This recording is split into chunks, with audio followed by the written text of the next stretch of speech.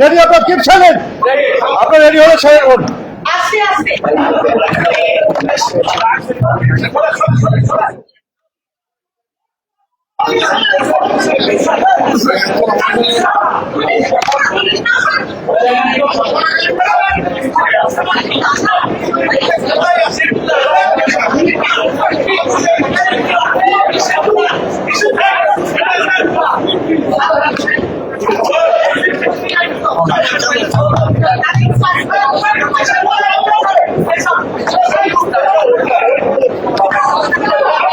আমরা শুরু করতে পারি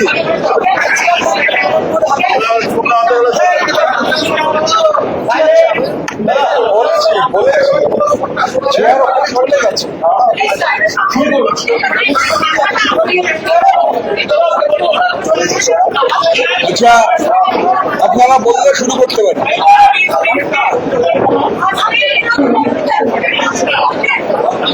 তৃণমূল কংগ্রেসের পশ্চিমবঙ্গ বিধানসভা অষ্টাদশ পশ্চিমবঙ্গ বিধানসভার তৃণমূল কংগ্রেসের যে পরিষদীয় দল সেই পরিষদীয় দলে কোনো নেতা নেই, পরিষদীয় দল একটা টিম।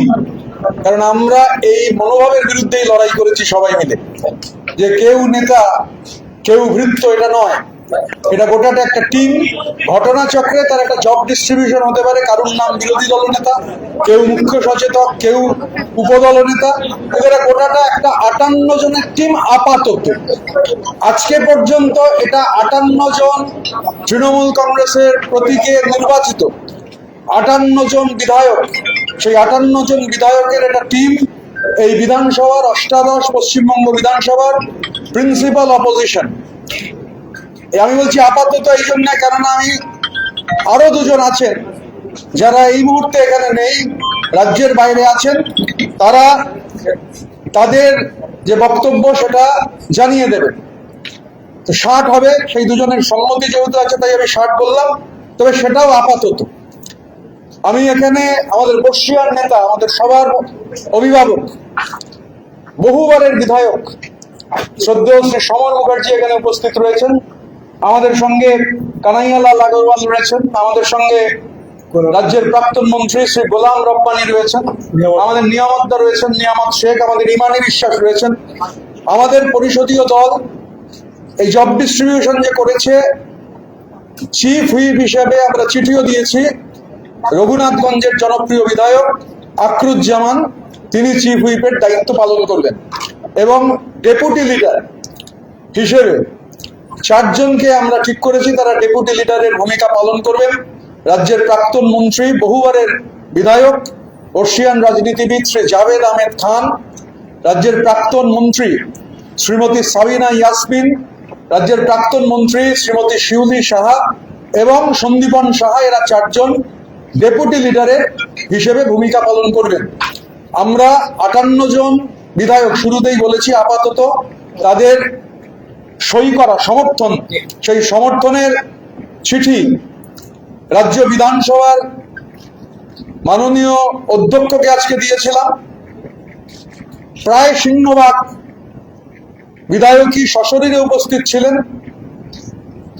শারীরিকভাবে খুব অসুস্থ, যেমন হামিদুল রহমান, আপনারা দেখিয়েছেন সংবাদমাধ্যমে, হামিদুল্লাহ মিটিং আমাদের হওয়ার পর চলে যান, রথিনদাও মিটিং হওয়ার পর চলে যান।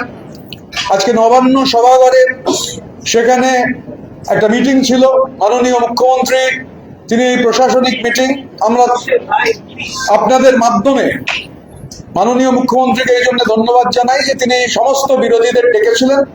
এবং এই যে 58 জন বিধায়ক আপাতত, যেমন হাওড়া গ্রামীণ জেলায় তৃণমূল কংগ্রেসের প্রতীকে নির্বাচিত হওয়া 9 জন বিধায়কের মধ্যে 8 জন এই মিটিং এ উপস্থিত ছিলেন। আমাদের দক্ষিণ 24 পরগনা জেলায় তৃণমূল কংগ্রেসের প্রতীকে নির্বাচিত হওয়া বিধায়কদের মধ্যে 15 জন এই মিটিং এ উপস্থিত ছিলেন। আমাদের কলকাতায় সন্দীপন, আমাদের এই 58 জনের মধ্যে সন্দীপন উপস্থিত ছিল। আমরা 15 আর 8 23, 23 আর 1 24, এই 3টে জেলা কলকাতা, হাওড়া এবং উত্তর 24 পরগনার আমাদের 58 জন যারা আছেন তার মধ্যে 24 জন আজকে আমরা মিটিং এ উপস্থিত ছিলাম। আমাদের বিরোধী বিধায়করা তারা নির্দিষ্টভাবে বক্তব্য রাখবার সুযোগ পেয়েছেন। আমরা এই ধরনের মিটিংকে সাধুবাদ জানাই। রাজ্যের এই অষ্টাদশ বিধানসভার দায়িত্বশীল বিরোধী হিসেবে আমরা যারা এখানে তৃণমূল কংগ্রেসের প্রতিনিধিত্ব করছি, আমরা দায়িত্বশীল বিরোধীর ভূমিকা পালন করব, সদর্থক এবং গঠনমূলক বিরোধীর ভূমিকা পালন করব। সরকার যেটা ভুল করবে, সরকার যেটা ঠিক করবে না, সরকারের চোখে চোখ রেখে সেটা হাউসের ভেতর যে অ্যাম্ফি থিয়েটার, সেই অ্যাম্ফি থিয়েটারে যেমন লড়াই হবে, হাউসের বাইরে বিধানসভার অভ্যন্তরে সেই লড়াই হবে, রাস্তাতে সেই লড়াই হবে।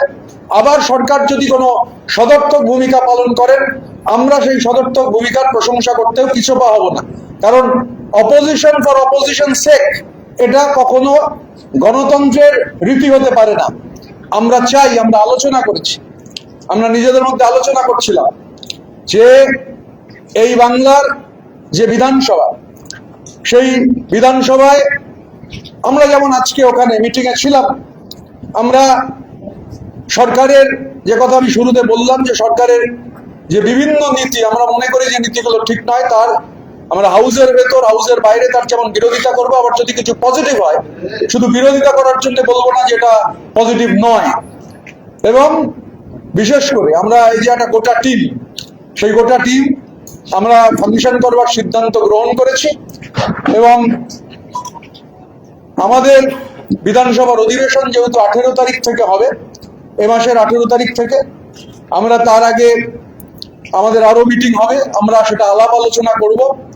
বিধানসভার অভ্যন্তরে আমি আবারও বলছি যে আপাতত 60 জনের যে তৃণমূল কংগ্রেসের প্রধান বিরোধী দল, সেই প্রধান বিরোধী দলের যে সমস্ত যারা আছেন এই 60 জন সবার কাছেই আমরা কৃতজ্ঞ। এবং আজকে থেকে বিরোধী দল হিসেবে আমরা আমাদের পথচলা শুরু করলাম। সংবাদ মাধ্যমের যারা এখানে উপস্থিত রয়েছেন, সংবাদ মাধ্যমের সাহায্য ছাড়া কখনোই বিরোধী দল ফাংশন করতে পারে না, তাই সংবাদ মাধ্যমের সাহায্য আমরা চাই। আমরা সবাই মিলে একটা টিম হিসেবে কাজ করে গঠনমূলক সদর্থক বিরোধীর ভূমিকা পালন করতে পারবো, এই বিশ্বাস আমাদের রয়েছে। সব প্রশ্নের উত্তর দেব।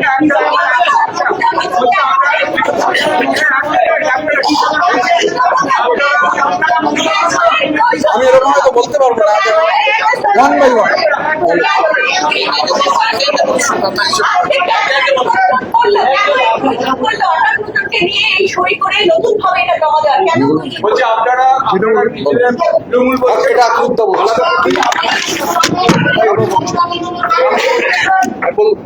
আমরা এখানে যারা আছি সকলেই তৃণমূলের বিধায়ক।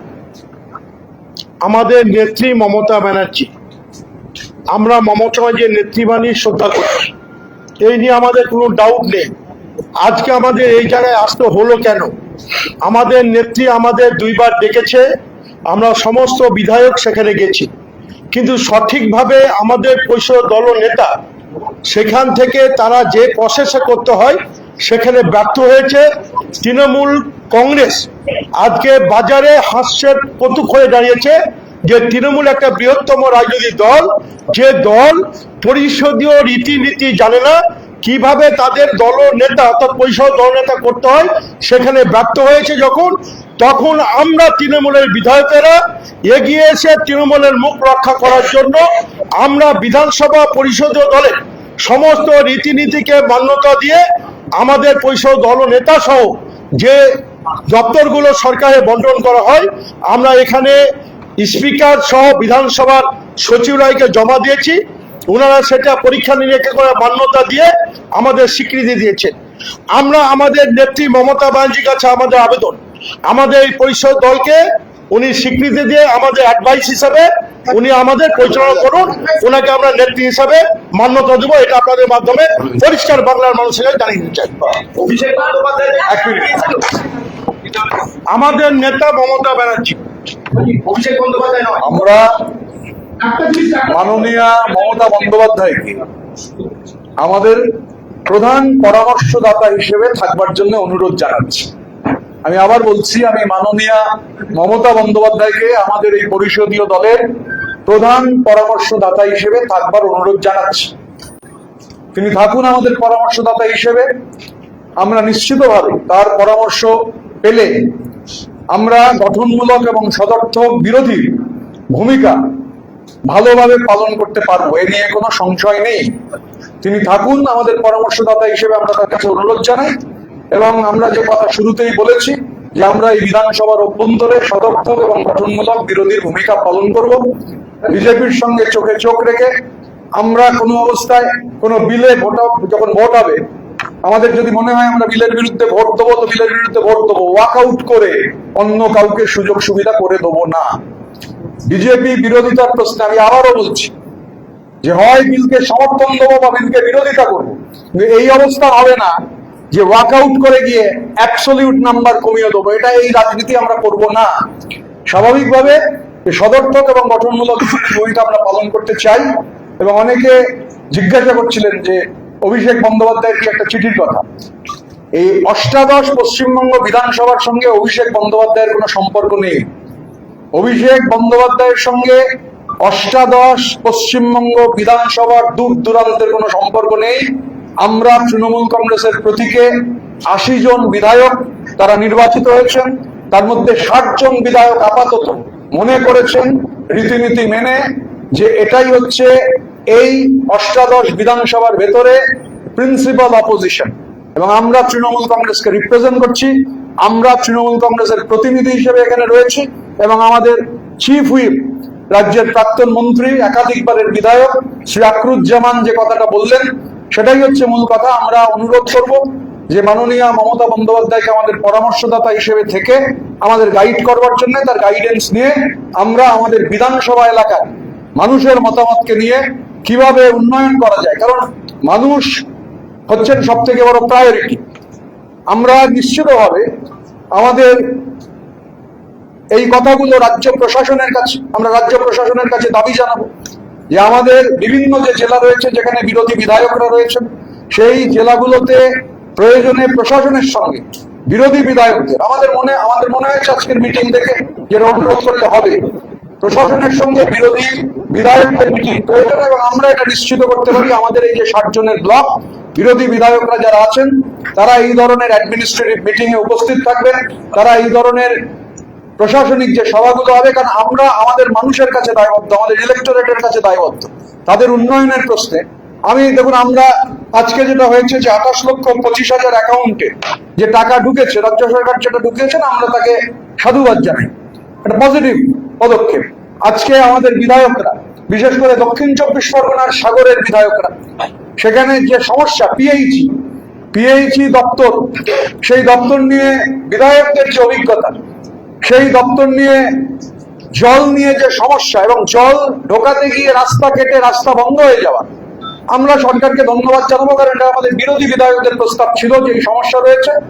মাননীয় মুখ্যমন্ত্রী ওখানে সাগরের জলের যে সমস্যা 10টা করে সাবমার্শালের আজকেই বলেছেন, এবং যে রাস্তাগুলো যে কাটা হয়ে গেছে মাঝখান থেকে এই যে মাঝখান থেকে রাস্তাগুলো কাটা হয়েছে সেখানেও তিনি মিটিংটা লাইভ হয়েছে, সবাই দেখেছেন যে যার ঠিকাদারদের যে ডিপোজিট আছে সেই ডিপোজিটের টাকা থেকে অবিলম্বে আমাদের হাওড়া গ্রামীণ জেলার সভাপতি তৃণমূল কংগ্রেসের রাজা সেন বিধায়ক বাগনান তিনি এটা তুলেছিলেন। খুবই একটা ইম্পর্টেন্ট এজেন্ডা। বাগনান মিউনিসিপ্যালিটি ওটা পঞ্চায়েত এলাকা, মিউনিসিপ্যালিটি হওয়ার প্রয়োজন। তো আজকে যে আমরা রিপোর্ট আনসার পেয়েছি সেটা সদর্থক। স্বাভাবিকভাবে প্রতিটা বিধানসভা ক্ষেত্র এবং প্রতিটা জেলায় যে জেলাগুলোতে আমাদের এই বিধায়করা রয়েছেন, আমরা সরকারের কাছে অবিলম্বে যত তাড়াতাড়ি সম্ভব এই দাবি জানাবো যাতে প্রশাসনিক মিটিংগুলোতে বিরোধী বিধায়কদের তাদের ইনক্লুড করা হয়, তাদের মতামত নেওয়া হয়। এটা খুব প্রয়োজনীয় এবং জরুরি। যারা দুর্নীতি করেছে তিনিও উল্লেখ করেছেন আপনার উলুবেড়িয়ার জায়গার, আপনি প্রশাসনের কাছে সেই দুর্নীতির তদন্ত নিয়ে চিঠি লিখে জানাবেন। এই যে ব্লক যারা আক্রান্ত রয়েছে আরো বিভিন্নভাবে আপনি বলছেন, তারাও কি একই রকম ভাবে প্রশাসনের কাছে দুর্নীতিতে সরব হবে? দেখুন, আমি যখন ওটা বলেছিলাম আমি ইন্ডিভিজুয়াল ঋতব্রত বন্দ্যোপাধ্যায় হিসেবে বলেছিলাম। ইন্ডিভিজুয়াল ঋতব্রত বন্দ্যোপাধ্যায় যা বলেছিল সেটা ইন্ডিভিজুয়াল ঋতব্রত বন্দ্যোপাধ্যায়ের দায়িত্ব, আমি সেটা থেকে সরছি না। কিন্তু যেহেতু আমরা এখনো মিটিং করিনি, মানে আমাদের পদক্ষেপ কি হবে, আমি টিম ফাংশনিং এর বাইরে এক পা বেরোবো না। কালকে মিটিং হওয়ার আগে আমি এই নিয়ে কোনো প্রশ্নের উত্তর দেবো না। ইন্ডিভিজুয়াল ঋতব্রত বন্দ্যোপাধ্যায়ের মতামত এটা গুরুত্বপূর্ণ নয়, গুরুত্বপূর্ণ হচ্ছে কালেকটিভের মতামত।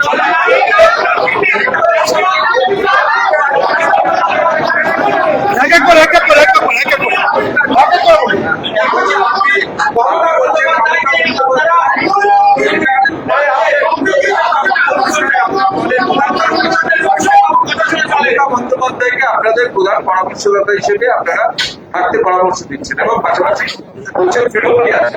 তাহলে এই নতুন করে পরিষদ আর আগামী দিনে তৃণমূল বা কালীঘাট কোনো মিটিং ডাকলে আপনারা কি যাবেন?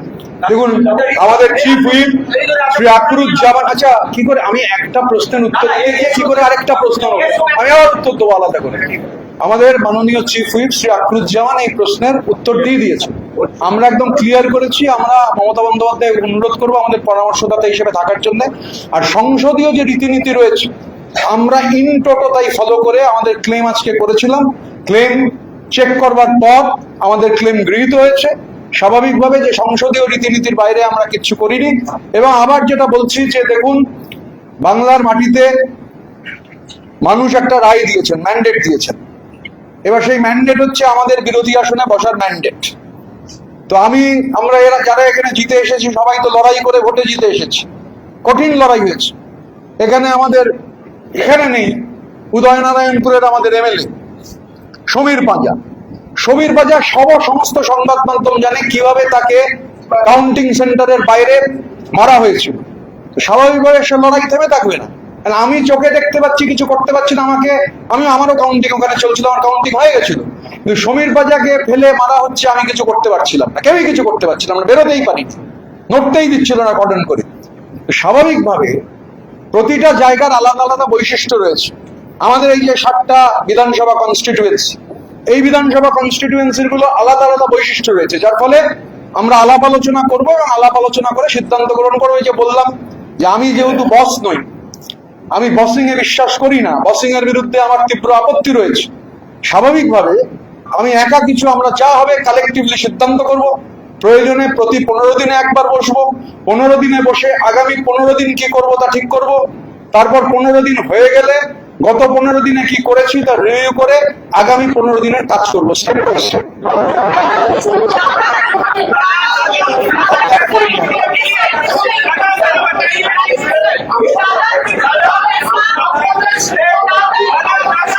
শুনতে পাচ্ছি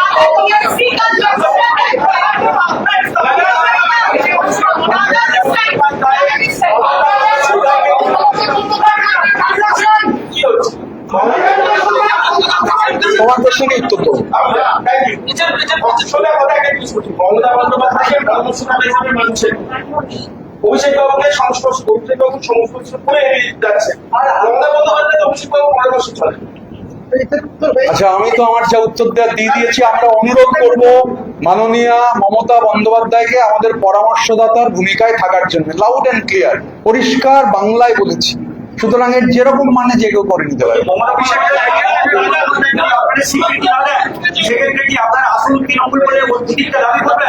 আমরা এখানে এই পশ্চিমবঙ্গ অষ্টাদশ বিধানসভার ভেতরে ঘাসফুলের প্রতীকে যারা জিতেছেন তার মধ্যে 2/3 বেশি বিধায়ক হচ্ছে আমরা। পার্লামেন্টারি নর্মস যা রয়েছে, আমরা তো নর্মস, পার্লামেন্টারি নর্মস অনুযায়ী we are the real principal opposition here.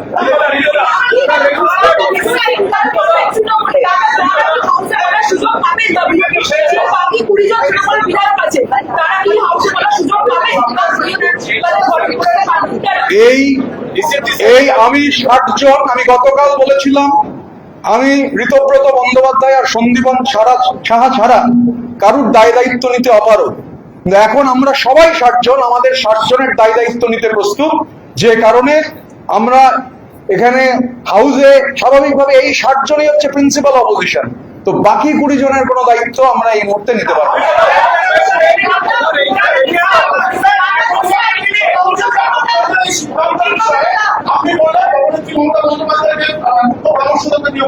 নিয়োগ করবো বলিনি, ডোন্ট মিসকোট, বাংলা ভাষা খুব চমৎকার ভাষা। না না, নিয়োগ করবেন বলে আবার চাইছি।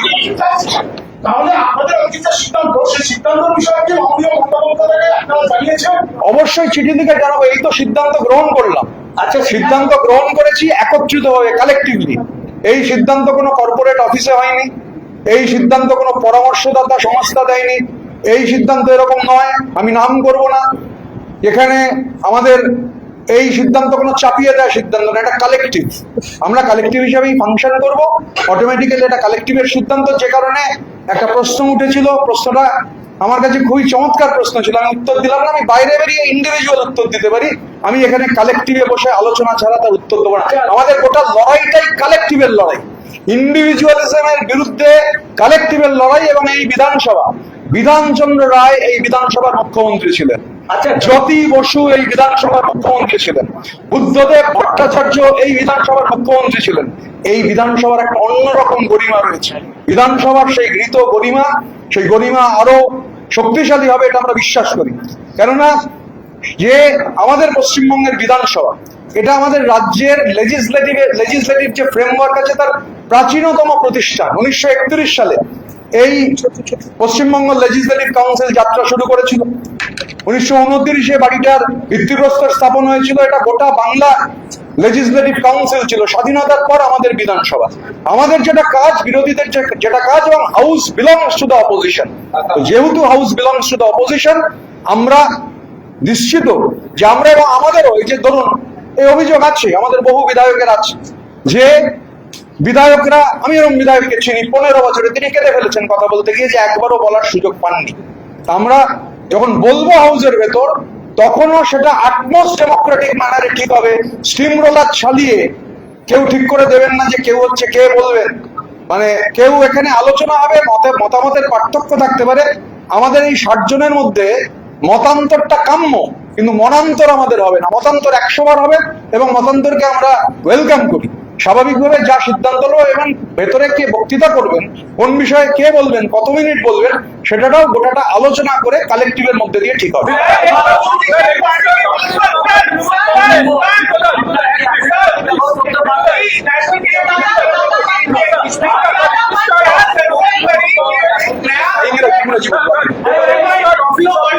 Congress is 30B Horish Chatterjee Street, the residence of Mamata Banerjee.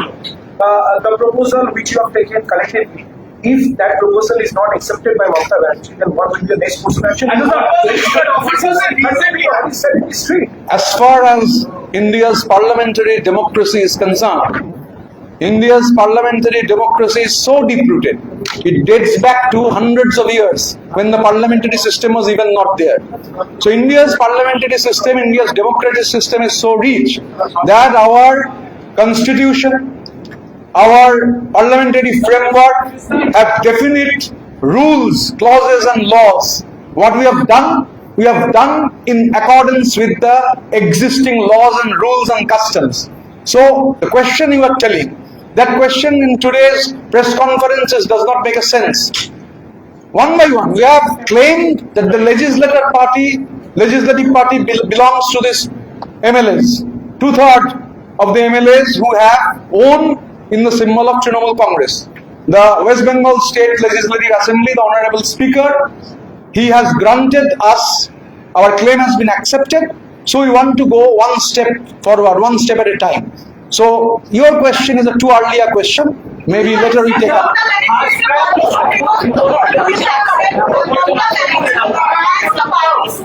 I have already categorically stated that we will write to Honorable Mamata Banerjee, we will approach her to be the chief advisor of the Trinamool Congress Legislative Party in this 18th West Bengal Legislative Assembly.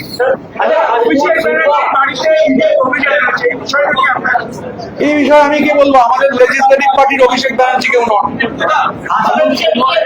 আমি বলে দিয়েছি already answer দিয়ে। রাহুল আপনি এখানে একটা আলাদা team সরকারের কথা বললেন, আপনি যে পার্লামেন্টে আগে ছিলেন বা সাংসদ ছিলেন, পার্লামেন্টের মধ্যেও কি আপনি মনে করেন যে তৃণমূলের মধ্যে এরকম একটা টিম গঠন করা উচিত? প্রথম কথা হচ্ছে আমি এখন আর পার্লামেন্টের মেম্বার নই, আমি পার্লামেন্টে গত 15 মাস লাস্ট বেঞ্চে বসতাম, আমার থেকে জুনিয়ররা আমার আগে বসতেন। আমি তৃণমূলের সিংহভাগ বিতর্কে আমি বক্তৃতা করেছি, কিন্তু আমার আর লাস্ট বেঞ্চ থেকে এগোনো হয়নি। তো আমি যেহেতু পার্লামেন্টের লাস্ট বেঞ্চার ছিলাম, পার্লামেন্টে যিনি ফার্স্ট বেঞ্চার আছেন তাকে জিজ্ঞাসা আপনি করুন। পার্লামেন্টের কথা বললেন বলবো ইংরাজি থাকলে বলেনি আগে, বাংলা হোক ইংরাজি হোক তারপরে হিন্দিতে যাবো। আমারও প্রায়োরিটি বাংলা, প্রায়োরিটি, তারপরে ইংরাজি, তারপর হিন্দি। কথা বলেছেন যে ওয়াকআউট কথায় কথায় করবো না, এটা কি কোথাও মনে হয় যে আপনি যখন পার্লামেন্টের সদস্য ছিলেন বিভিন্ন ক্ষেত্রে কথায় কথায় ওয়াকআউট করে আলোচনার সুযোগই কমিয়ে দেওয়া হয়েছিল? না না, কথায় কথায় ওয়াকআউট অ্যাকচুয়ালি কানে কানে গুজগুজ করছে, কানে কানে ফুসফুস করছে,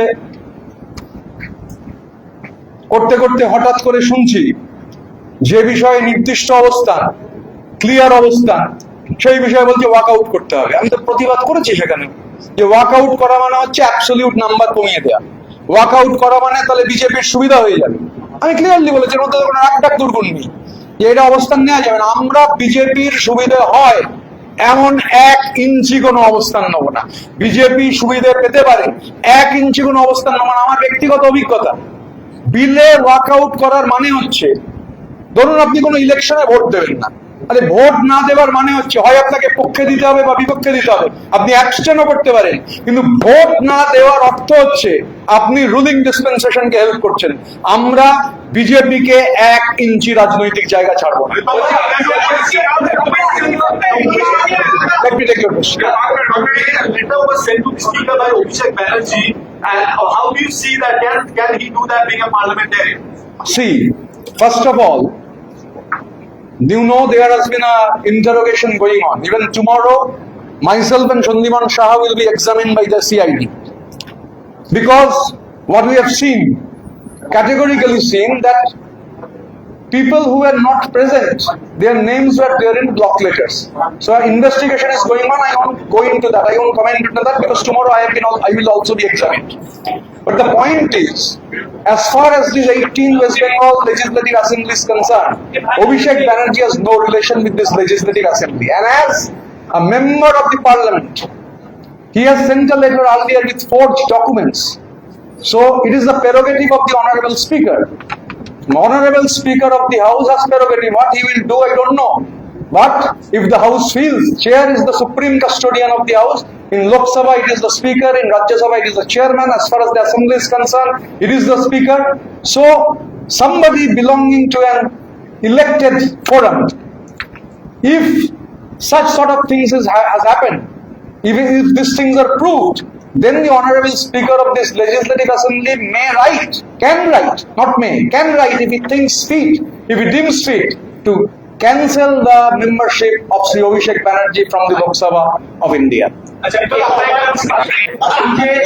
হলো তো বলেছি, একজনকে বলেছি, বাকিদেরটা নিয়ে তারপর নিয়ম থাকতে হবে। কোনো हिंदी में आपसे আবার বলছি वही है कि क्या सर्व जानकारी जो पिछले कुछ दिनों में जो देखा गया कि आप कह रहे हैं कि ओरिजिनल या तृणमूल ये बड़ी এক মিনিট, উনি যাচ্ছেন তার আগে আমি একটা পয়েন্ট বলে দিই একটু প্রেসের সামনে। আজকে আমরা অষ্টদশ বিধানসভা, আমাদের স্পিকার, আমাদের পরিষদ দলের বিরোধী ভূমিকার স্বীকৃতি দিলেন। আজকে আমাদের বিরোধী দল নেতা সহ আমরা তৃণমূল কংগ্রেসের পরিষদ দলের নেতারা আপনাদের সঙ্গে প্রেস মিটে উপস্থিত হয়েছি। আমরা প্রথম রাজ্যের মুখ্যমন্ত্রীকে আমরা অনুরোধ করব, নির্বাচন পরবর্তী পরিস্থিতিতে বাংলার বুকে যে সন্ত্রাস এখনো চালু আছে, বাংলায় বিভিন্ন জায়গায় তৃণমূল কংগ্রেস করার অপরাধে তাদের বাড়িঘর লুট করা হচ্ছে, তাদেরকে মিথ্যা মামলায় তাদেরকে ফাঁসানো হচ্ছে এবং তাদেরকে মাজায় দড়ি বেঁধে তাদেরকে এইভাবে জনসমক্ষে তাদেরকে যেভাবে অপমান করা হচ্ছে অবিলম্বে বন্ধ করতে হবে।